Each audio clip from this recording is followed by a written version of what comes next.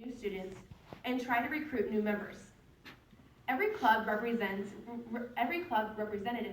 wrestles for the attention of potential new members, broadcasting their organization as the best club on SLU's campus.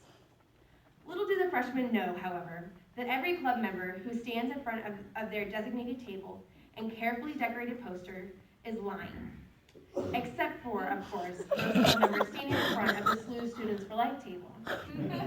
This past Wednesday, we had our winter club fair, and I stood in front of the SFL table for about 3 hours. I made the club pitch probably about 5 million times.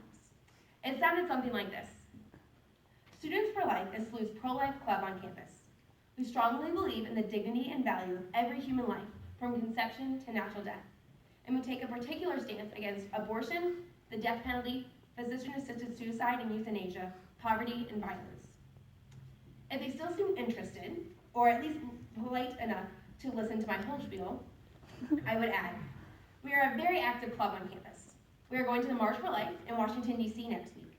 We had numerous Respect Life Month events in the month of October, including keynote speakers from New Wave Feminists. We have our art show and annual Run for Their Lives 5K Run Walk coming up this semester, a Mother's Day card sale, and many other small speaker events and activities throughout the semester.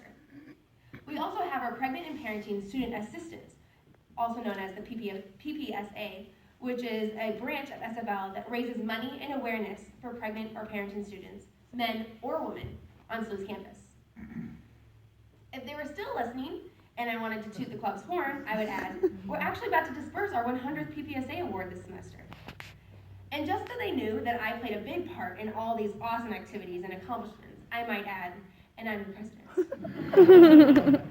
Being the SFL representative at the club fair is a very exciting task, but it can also be a bit challenging or awkward when people realize who we are and what we do as a club. For example, on Wednesday, when I was telling one student, a man, about our Pregnant and Parenting Student Assistance, he says with confusion, wondering if he was completely in the wrong place. Oh no, I'm not pregnant. Last August, I also had a pretty interesting experience while standing in front of the SFL table. We were set up in the midst of hundreds of other clubs on a hot day during the first week of classes. Right beside our table happened to be the club UNA, the feminist club at SLU. Now, UNA does not tend to be a radical club, and we've actually collaborated a few times with them throughout the years. So for us, it was no problem at all that SFL and UNA were right next to each other at the club fair. However, one student who was visiting UNA's table walked right to our table after he had finished signing himself up for their club. Realizing that we were the pro-life club, his expression quickly changed to one of genuine surprise and confusion, and he says, "That's funny. Isn't it weird that the pro-life club and the feminist club are right next to each other? Aren't you guys like opposites?" His question was not hostile or combative, but was one of sincere wonder and shock. Luckily, the two people at the SFL table at the time were the club secretary and myself, both females, who quickly said that, of course not. You can most certainly be feminist and pro-life. I even consider myself a feminist, and I'm very pro-life. The student was cordial and accepted our response with moderate surprise, and even put his name on our sign-up sheet. I don't think he ever came to a meeting. Though nothing too life-changing or significant came of that one experience, it does make me sad to see how this man believed being pro-life and pro-women were totally contradictory. It makes me sad that that might be the common perception of those not involved in the pro-life movement, and maybe even those who are involved with it. It's no wonder, though, that the common perception is that feminists are pro-choice and misogynists are pro-life, given the clearly stated pro-choice agenda of the Women's March in Washington, D.C. happening tomorrow morning. The men and women organizing this march have deliberately rejected partnership with any pro-life group. This makes me wonder how they can call their march a women's march when they exclude pro-life women and unborn women. One argument that I often hear when reading pro-choice articles by people who call themselves feminists is that they are pro-choice because women are not baby-making machines, are not human incubators. Because women are not baby-making machines or human incubators, they say, we need access to safe, legal abortion. They claim that all we pro-lifers want of women is for them to make babies, stay house and keep quiet. But you know what? I think we are here today because we believe women are not human incubators or baby-making machines. In fact, I think it is those who promote abortion who see women, really all humans, as incubators and machines. Machines are made up of lifeless parts that are put together for some limited function. A machine's parts can be removed from the machine in such a way that it may prevent the machine from achieving its purpose, but it does not hurt the other parts of the machine, those that surround this machine, or the machine as a whole. The machine is not sad to see some of its parts go. It does not cry silent tears or deal with burdensome emotions when it cannot function as it is supposed to. Women do, though. Some people who are pro-choice may want us to think that they don't, that we can just click a button to turn off the baby-making capabilities of a woman without hurting her whole being, or worse, another whole human person alive within her. That we can remove a child so intimately connected within her body without affecting her physical, mental, social, and spiritual well-being. That the child within her is just a lifeless, dispensable part of that machine. That young individual in the womb is a commodity, property. I think we are here tonight precisely because we believe that women are not human incubators, are not baby-making machines. We are here tonight because abortion hurts women, children, and all who love them. Because women and preborn children are not machines or incubators, are not mechanical parts randomly put together for some material purpose. Planned Parenthood and other abortion providers call themselves pro-choice. But I don't think they are. Listen to this direct quote from Planned Parenthood's website. Quote, "If you are pregnant, you have 3 options to think about: abortion, adoption, and parenting." End quote. Let me read that again. Quote, "If you are pregnant, you have 3 options to think about: abortion, adoption, and parenting." End quote. Is this really pro-choice? It sounds to me like they can be more accurately described as pro-3 choices, and that can hardly be called pro-choice. I think if I were facing an unplanned or crisis pregnancy and I was offered these options, I would feel like I had been cornered with only 3 ways out, each equally deadly. Planned Parenthood, I have a message for you. It's not that simple.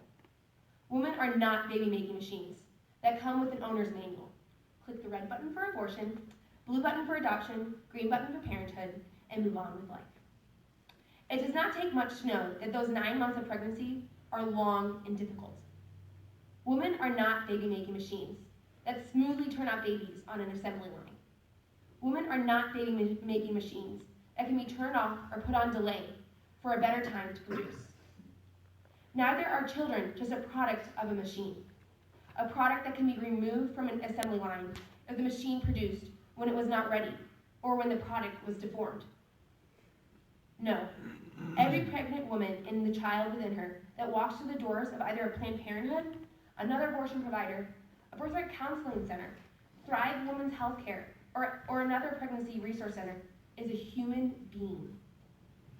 Every woman, every man, every child is a human being loved by a God who did not disdain to take on our very own human nature. Human beings created in the image and likeness of the triune God for a beautiful, divine purpose in this world and in the next, that we may never know or understand. And because we are humans, we are children of God with an incomprehensible worth and dignity. We deserve so much more than just the choices of abortion, adoption, or parenthood. Because we are humans, the pro-life movement needs to be about so much more than just overturning Roe versus Wade. That statement might make you feel uncomfortable, but it is true. If the pro-life movement is just about overturning Roe versus Wade, then we are treating women like machines. All we are doing is eliminating one of those buttons, leaving just the one saying adoption or parenthood still functioning. Eliminating the option of abortion is vital to the pro-life movement, but it will not suddenly equip a young couple with the strength to face an unplanned pregnancy. This is why we pro-lifers must be committed to providing women and families with real, authentic choices that are just as unique as they are. We must be committed to providing choices like those that the Pregnant and Parenting Assistance at SLU provides. Financial assistance to continue pursuing an education while parenting, so that no one ever has to choose between having a child and having an education. We must be committed to providing choices like those Thrive Women's Healthcare in St. Louis provides.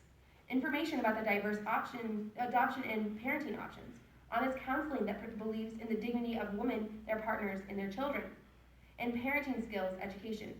We must be committed to providing options like those that the Good Shepherd Children and Family Services Center provides. Adoption services, shelter and assistance during pregnancy and the child's infancy, and parenting and life skills education. We must be committed to providing and supporting the options that so many charitable pro-life organizations around the world provide.